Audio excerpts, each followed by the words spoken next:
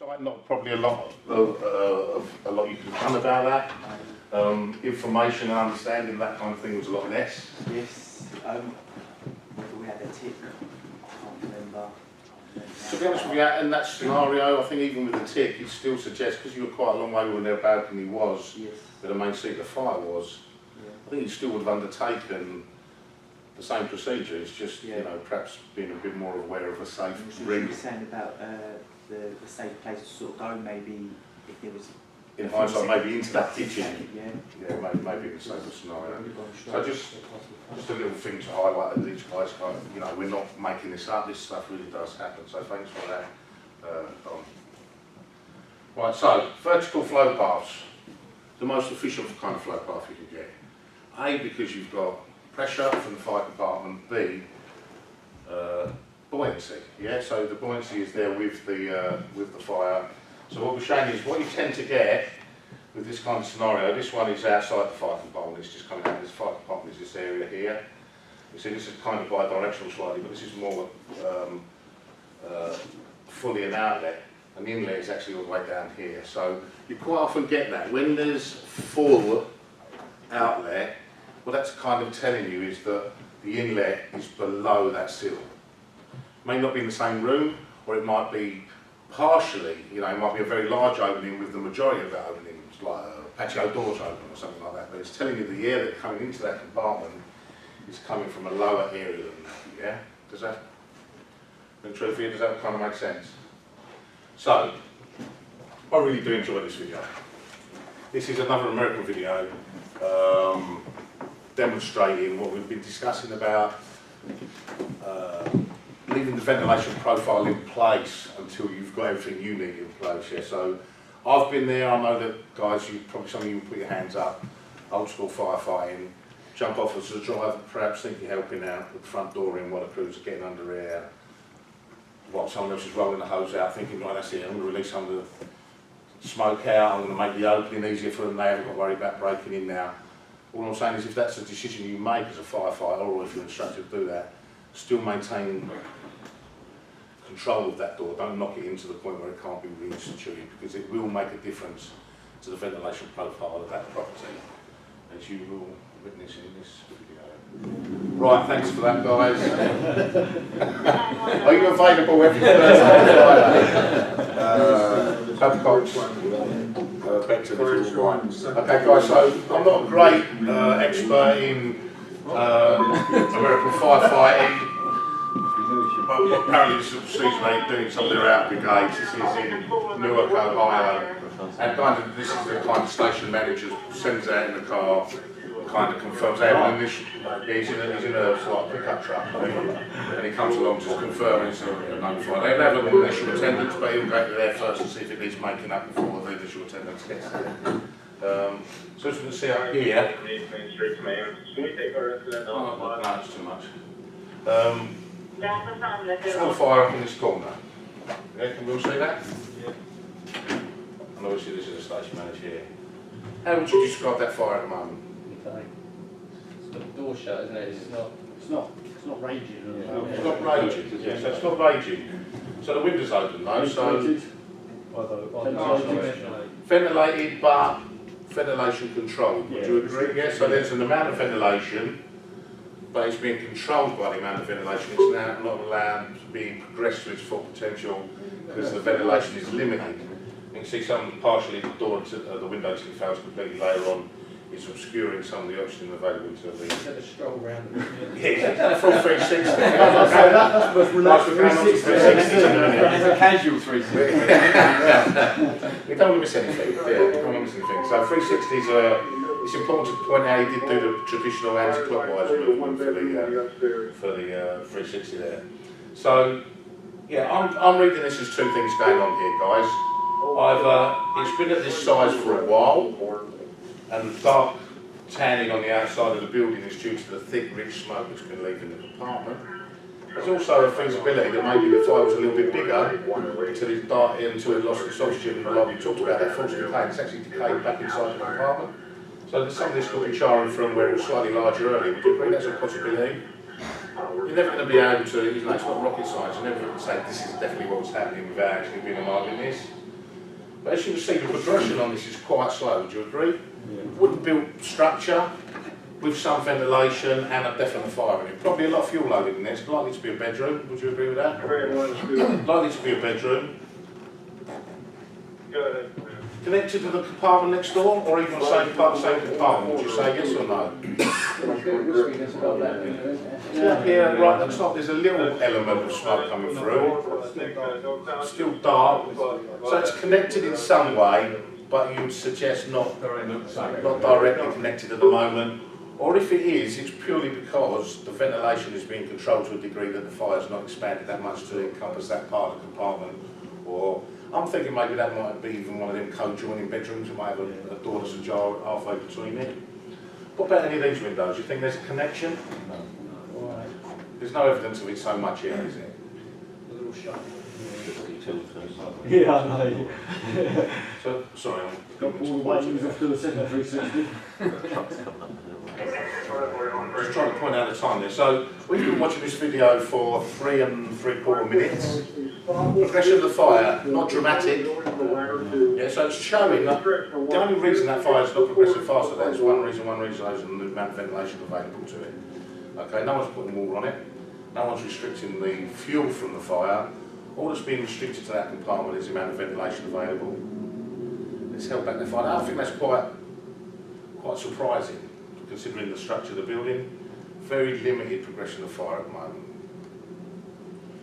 Now if you notice, the fire's just increased a little bit. Did you see what happened? The window next door came down. We were talking about earlier, the little sashes burned through, the windows come down, increased the ventilation to the compartment, but not as an inlet. What has it done?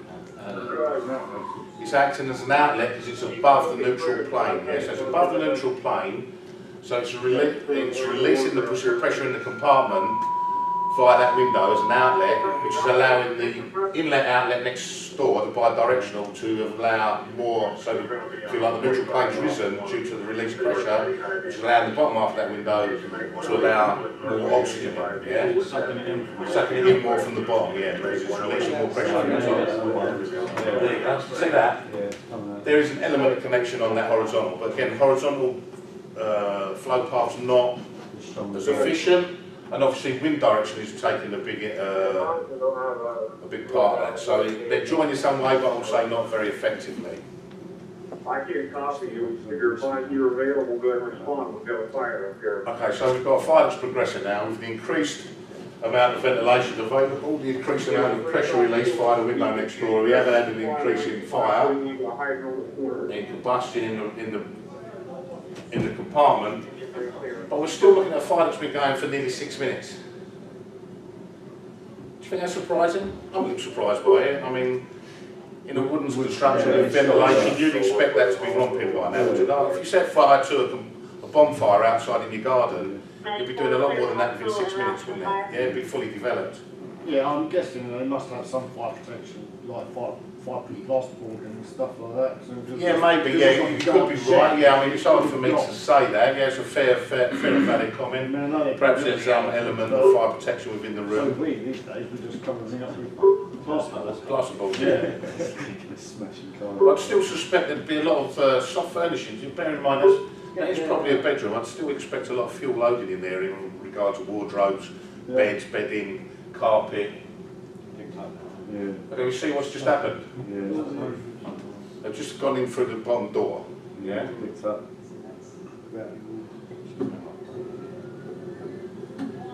So then what have they done? Well, in effect. So we've got a full outlet, would you agree here now? Yeah. This outlet almost completely to the bottom because they've created a nice efficient vertical flow path from the bottom of the floor, which they're nicely holding open with the hose and with the firefighter at the moment. So we've increased the amount, look at that.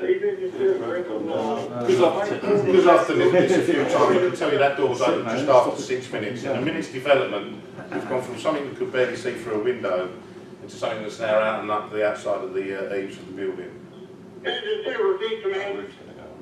No water on it yet.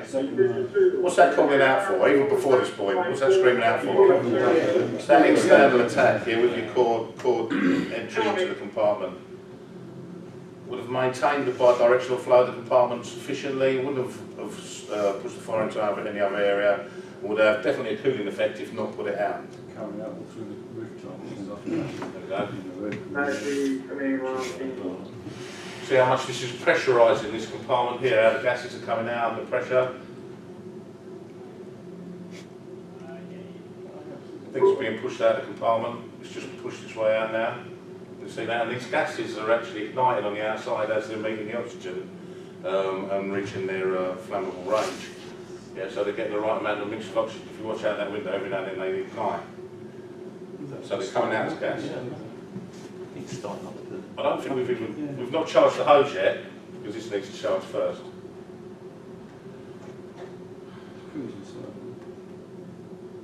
That is unit of arriving on scene. Bring your EMS equipment forward, you will be my EMS sector. Disregard that.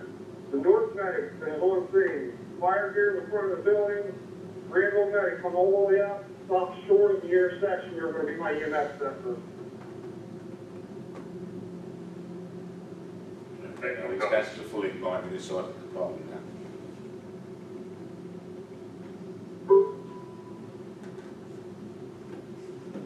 Doesn't seem to be that much urgency at It's haven't got a wall run yet. No one's rushing to get there because none of them have got a wall with them. Just general, Yeah. they just sauntered up onto the veranda and the chat with someone in the doorway.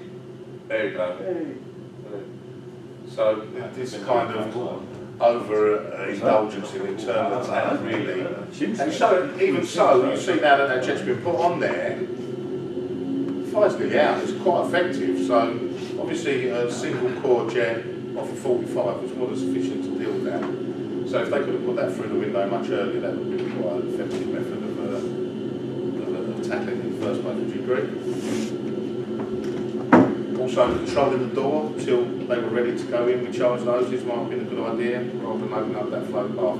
Yes, there was a flow path open at that time that could do a lot about, but it wasn't very efficient. That's what we're talking about, really not going along necessarily ventilating as we go, but trying to leave the ventilation profile in place that you turn up to until you're ready to undertake firefighting. As opposed to that natural instinct wanting to help out, pulling things off, opening doors up, when the BA crews ain't necessarily ready to go at that point.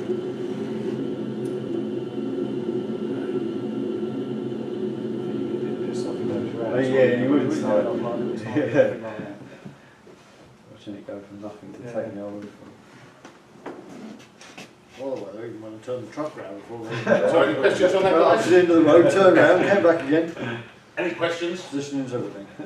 No, any questions on that? No, all quite happy with that one? Well, it's pretty self-evident really, isn't it? So, a little scenario for you. Again, there's no right and there's no wrong answer to this. I just want to see back from full processes. So, we've been led to suggest for this that what this is an open door here. So we've got an opening into the door into communal flats. We've got a lower ground flat that doesn't have any access apart from this level. So you can't get into it downstairs, but there are windows. Okay, we don't know about the outside. So what's your thought process is that this door is open, but there is a door to the top of the staircase that leads down into that door basement that is closed at the time. So thought process is what would you be thinking possibly as a means of tackling that fire? Fire in the basement. So we've got fire in this basement flat, if you like. Yeah, the only access is in through this door through a vertical staircase, although you do have possible ventilation points down here. You have got windows. Or jet through, if you knew that door was shut, or jet through the window. What do we think about that?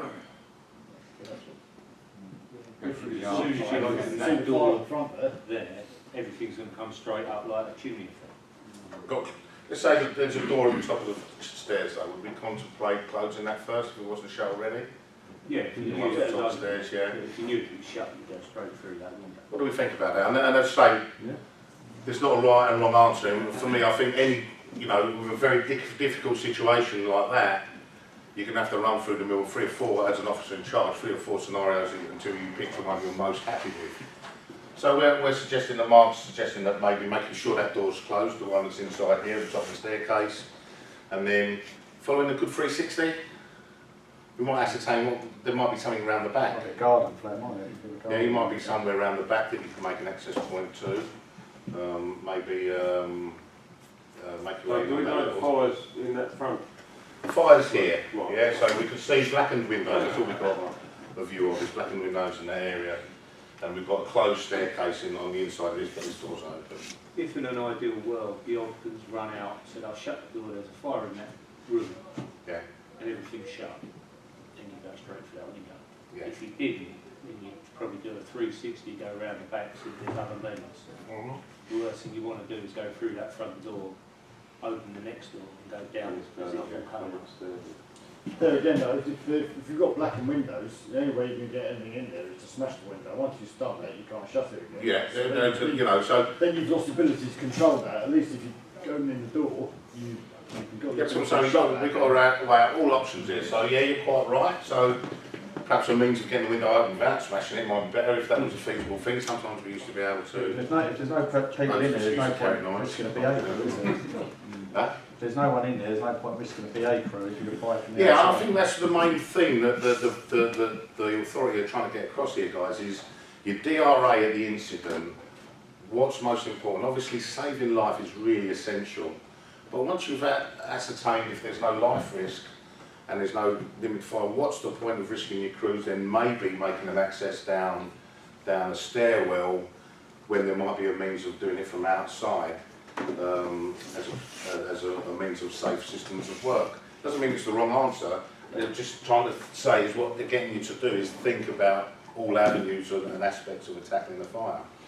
I think that's really difficult. I must be honest, of all the slides that are on here, this is my least favourite. Not because it's not a good slide, but I think there's not really a best outcome for it. There's not a, oh, this is what you really want to be doing. I think all of them come with an element of risk attached to them. Would you agree? There's not really a, oh, this would be by far the safest method. I think they all carry some element of risk versus benefit. So, any other ideas what we might be able to achieve? So have a look round the back, wouldn't you? Yeah, look round the back. Yeah, again, if you can gain access by the back rather than going down the stairs would be more beneficial, wouldn't it? I think so. You look at Spike- basement spike procedure drainage. anyway, I think. Basement procedure. Pump it full of IX foam. Pump it full of IX foam.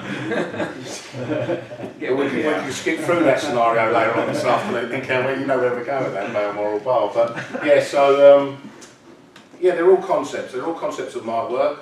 I've got to say, if there was no life risk to anyone inside, and you was thinking about your BA crews, I've got to say I probably would side with Mark. I'm not saying it's the right answer, but I would think about maybe ventilating it downstairs in some way and getting a jet into the ground floor and try and control that as best as I can with face and work.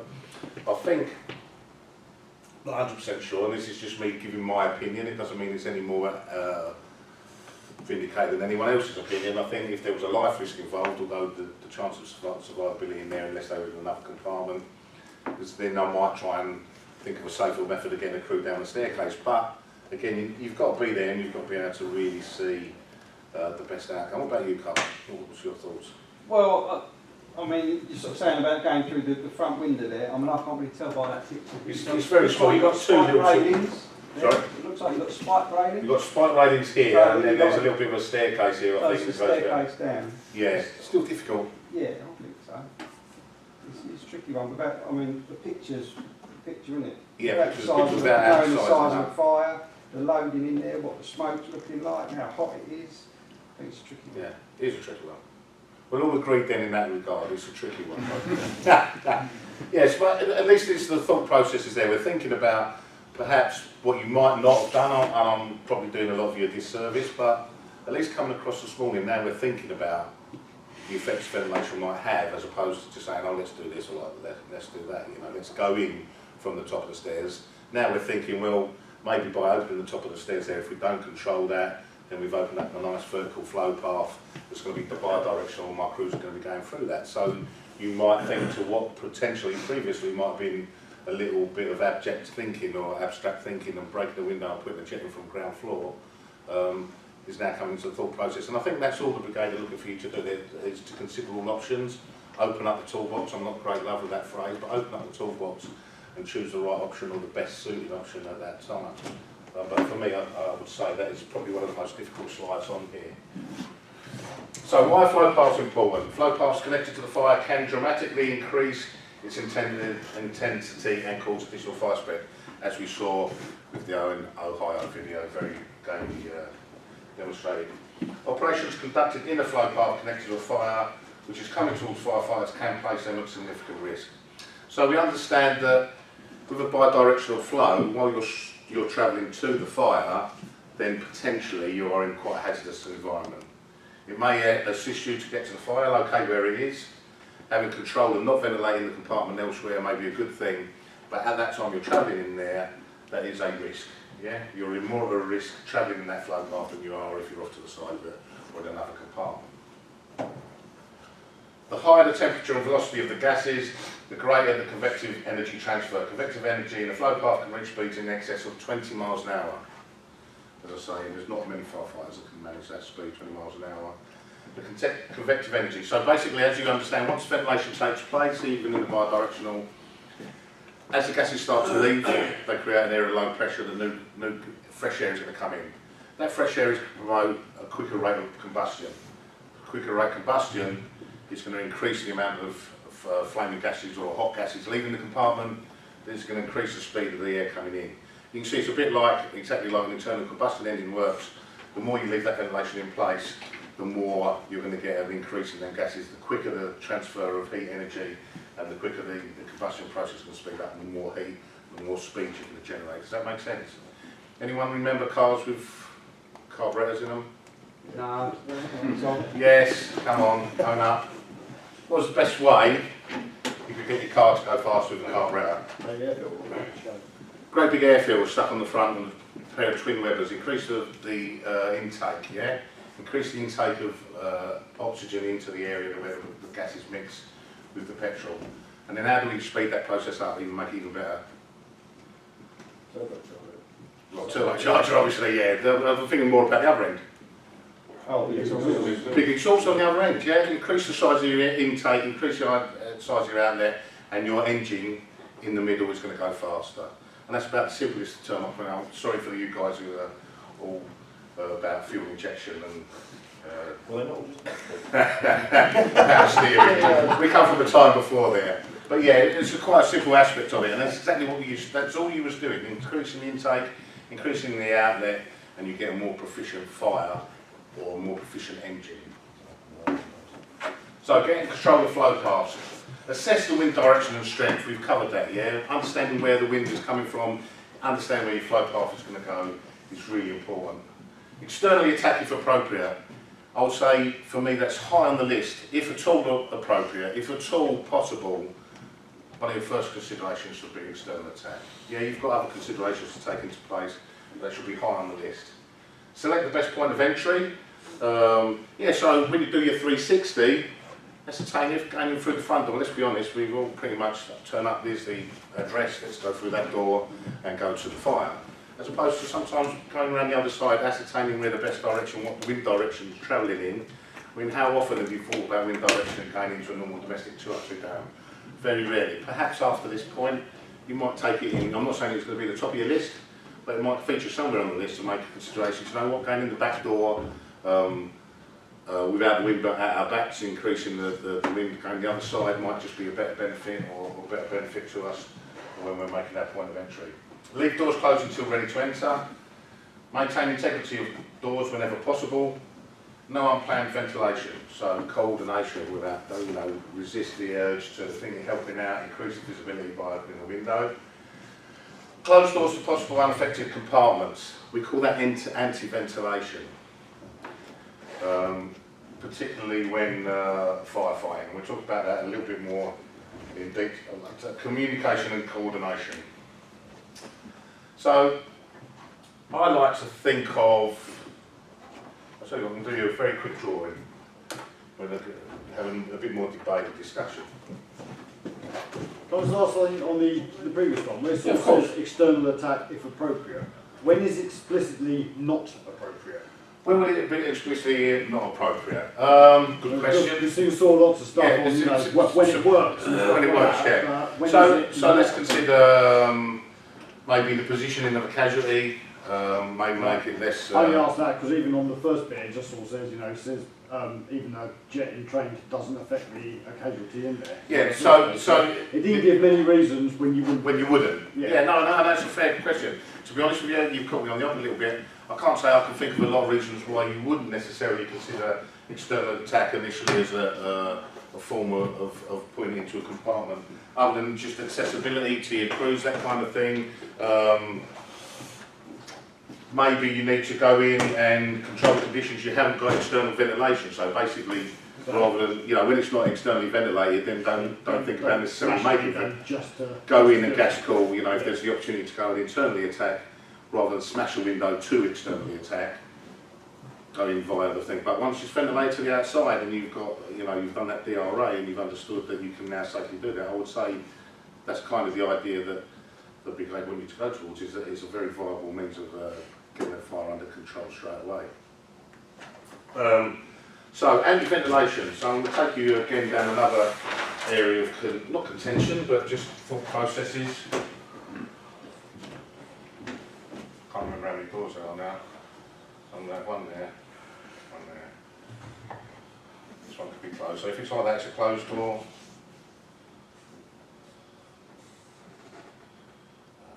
Open. Closed.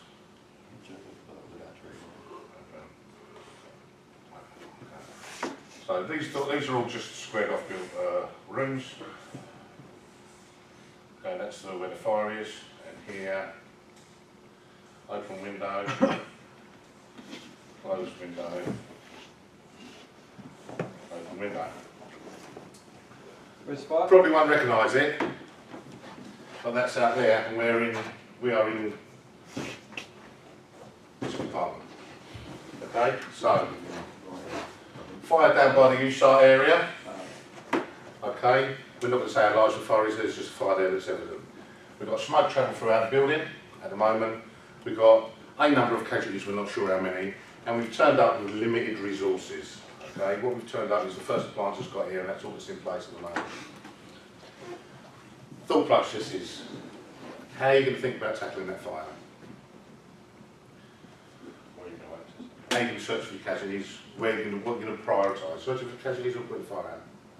Casualties.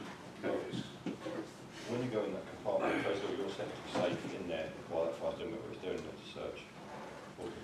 Right, so we've got BA crew. Where are you going to send them? You're going to send them to do something with the fire. It's all when you're searching, but if you've got one machine here and you're not doing anything to that fire, that's still growing. Sooner or later you're going to lose the casualties, unless your BA crew happen to stumble across the casualties as soon as they go through the door. You're going to end up losing the crew and A thought process. So we've got two thought processes. Let's examine both, if you would. I think that's a very good final point. So we talked about searching. So if you was to think about searching first, what's going to be your brief? What are you going to tell them to do? Going on a compartmental or a directional search? Compartmental? Right hand wall or left hand wall? Both. Yes? Both? So let's send them in the right, because I can't send them down there. I've only got one pen. Okay, so we're going to go in here, go across there, come out there. What are we going to do with that door? Anything? Shut it. Okay, travel along here. Door's closed. What are we going to do? Door entry and open it? Yeah. That's the thing, isn't it? Then If you're searching now for you're people, aren't you? venting and doing stuff. So we're going to open it and compartment. If we're on compartmental, that's what we should be doing, shouldn't we? There's no signs And that we're searching for people. We've still got smoke progression down here, remember, and the fire. So we're now going to do door procedure on this point. Go around this compartment, come out here, close the door. Next compartment, go in here.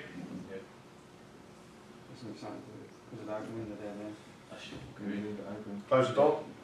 in there and out there, can you, on that? So we have quite a lot of stuff going that way, haven't we? So we can close the door now or not? Depends on the conditions of what fire then, really. Yeah, I mean, so what if the fire's just in like the base or whatever, on the inside, obviously, is there any ventilation around that as well?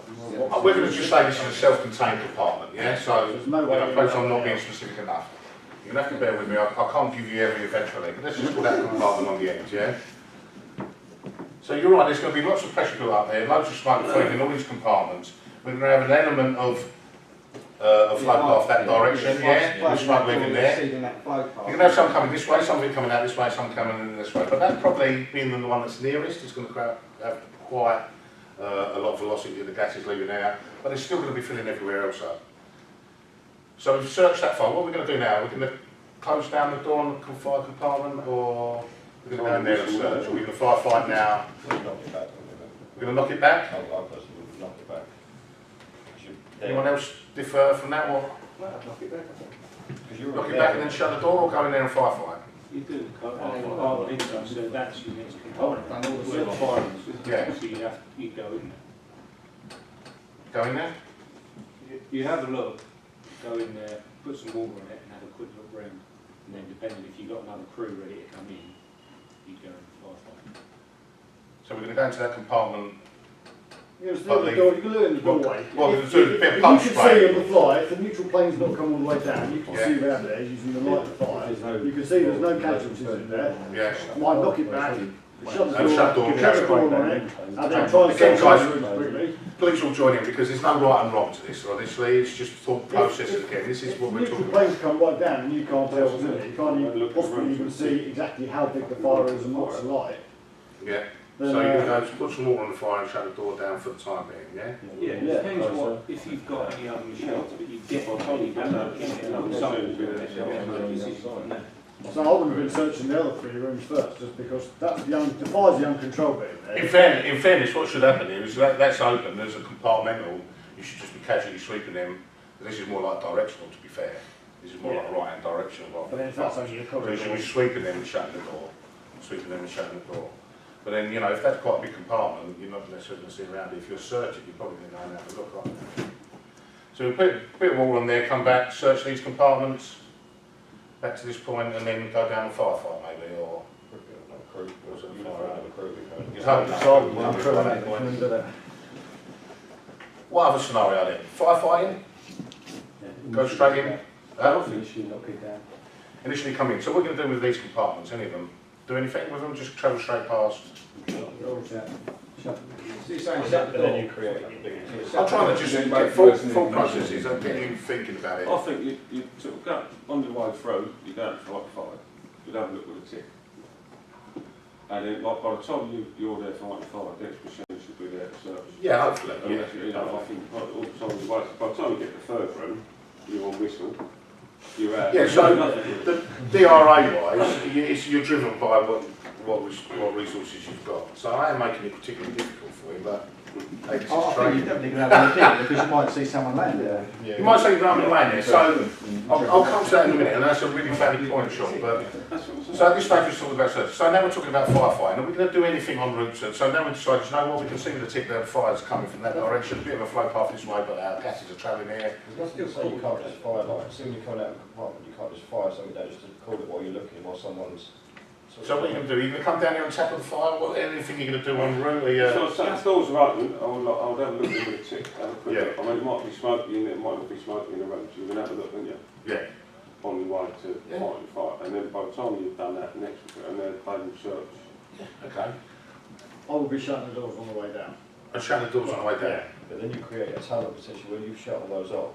Yeah. It's all on that part, that main entrance point then becomes the by thing, that Right. all those doors are closed. Whereas see that one in your nearest right, that might be getting rid of what, does that make sense? Unless I was, to get Yeah, so you're in, yeah. you're basically making a big fucking Yeah, but you can tunnel. shut Sorry. the fire doors and try and start that oxygen while Yeah. you're searching. Yeah, no, there's a good, guys, this is what it's out here for, you know, this is healthy debate. And not being funny, you're all in the same area, but we've got 14 different firefighters with probably 3 or 4 different ideas. Do you see what I mean? So that's what the idea of the training is. So That main door to the fire compartment Yeah, will still yeah. be bi-directional because there's no other way in or out.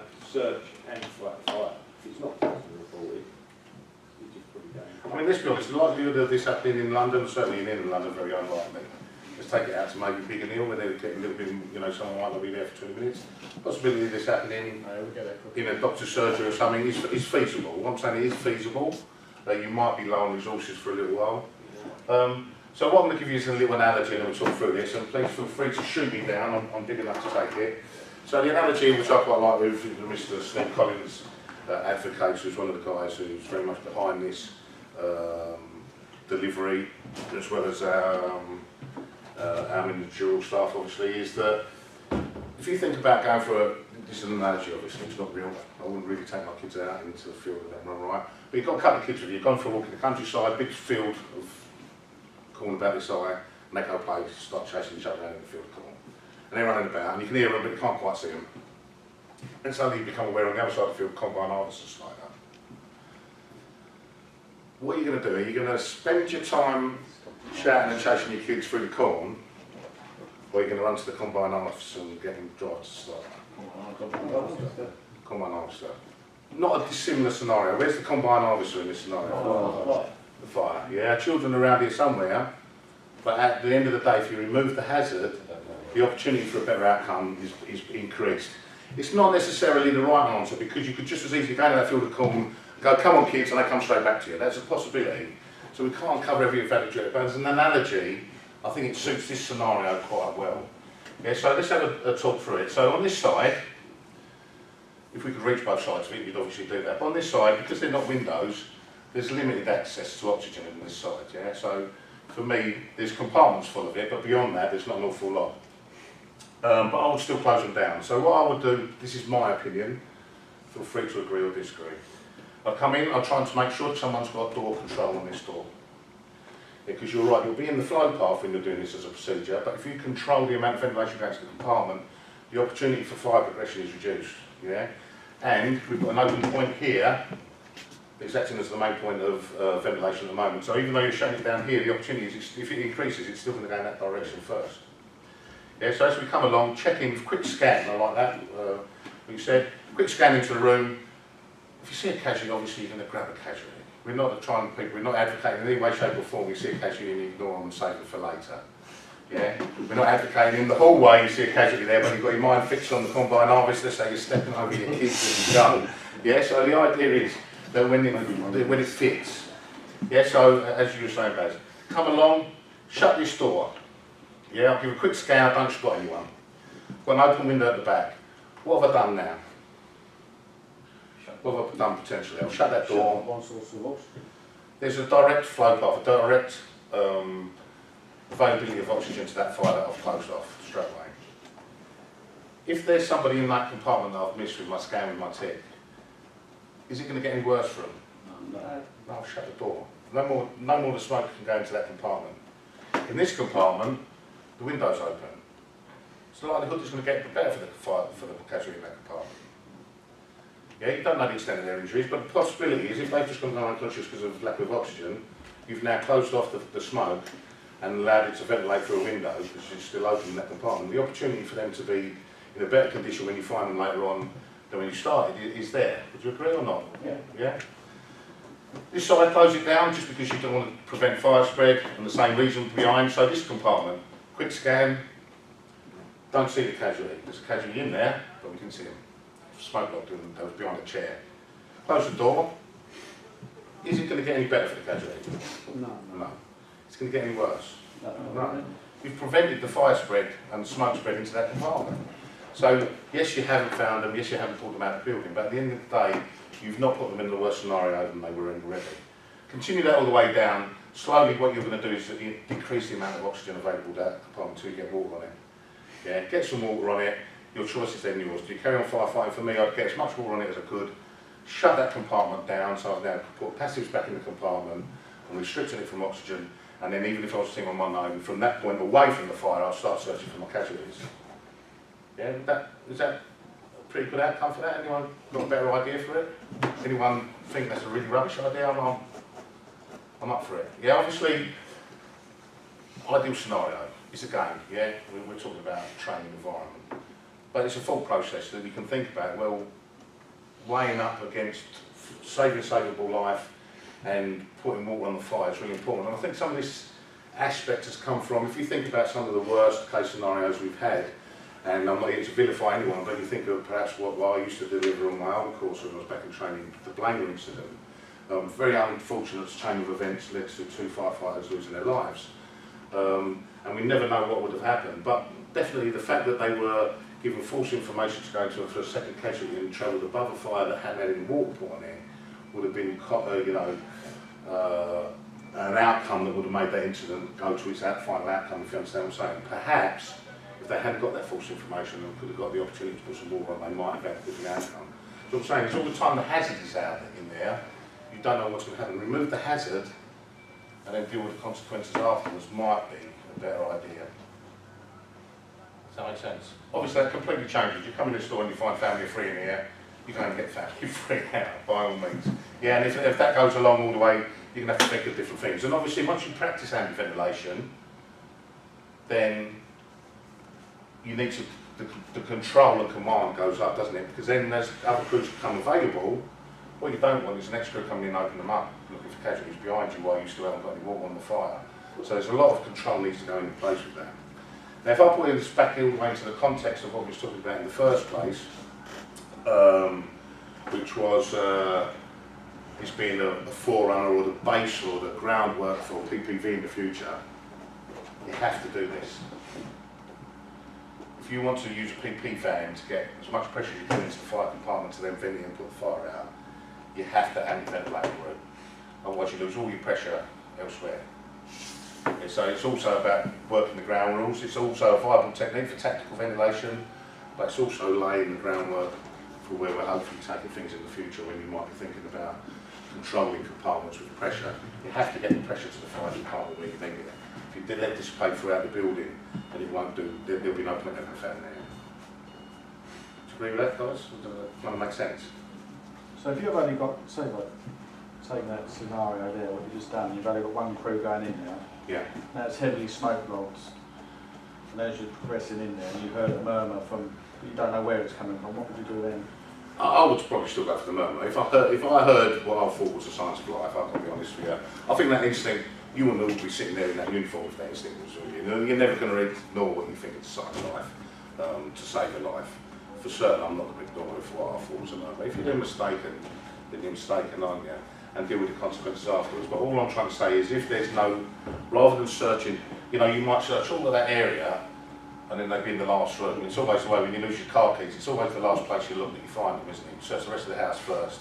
Invariably that's going to work with a casualty. So what I'm saying is, yeah, if you find a casualty on the route, or you get signs of there being a casualty there, then you can stop them. You're there to save life. But you could spend a lot of time looking for a casualty that ain't in these 3 compartments, then you could have had some water on the fire and perhaps promote a better outcome in the long run anyway. Right.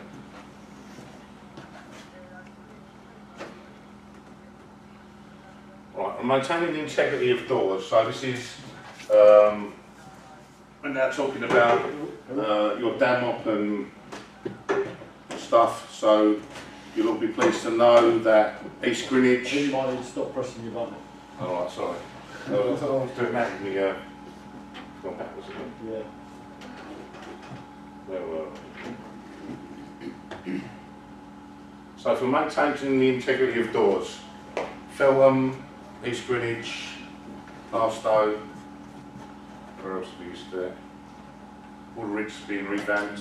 Oh, And Full century training. full century training is coming back in a big way. Okay, so there's some new tools coming out that you're going to be introduced to in a minute, and you're all going to be undertaking your regular training again. File for crew protection and controlling the flow path. The LFB are looking to address full century training.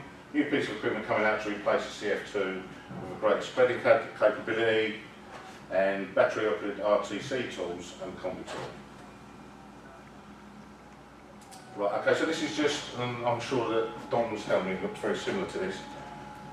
This is a guy from Paddington, host management crew, wasn't even firefighting crew, caught directly in the flow path, was at the top of the stairs. At no point did he realise that was happening to his helmet. So when it come out, he'd realise that happened. So, you know, understanding where you are and responding to the effects of heat, I'm sure a big part of that was probably because he was getting a bit overheated. a bit confused about what he was feeling. But if you can see, if you can do that to your helmet and not realise you're too hot, there's something going on. And again, if you notice, it's all at the top. So again, that convective flow, that old adage we've always said about keeping low could be more important, particularly when you suspect you might be the flow path. Right, so wind-driven fires, this is just demonstrating how, remember I talked about when there'd been an inlet and a direct outlet, that the outlet will always be almost full to the sill because the inlet is below that point and therefore everything else above the neutral plane in essence. This is showing that a wind-driven fire can overcome that. Yeah, so something that goes against that. So if you notice here, with strong enough wind, these windows are open, it's blowing strong enough to convert all this side that's on the downwind side to full outlets. Yeah, that's because of the impact it has, right?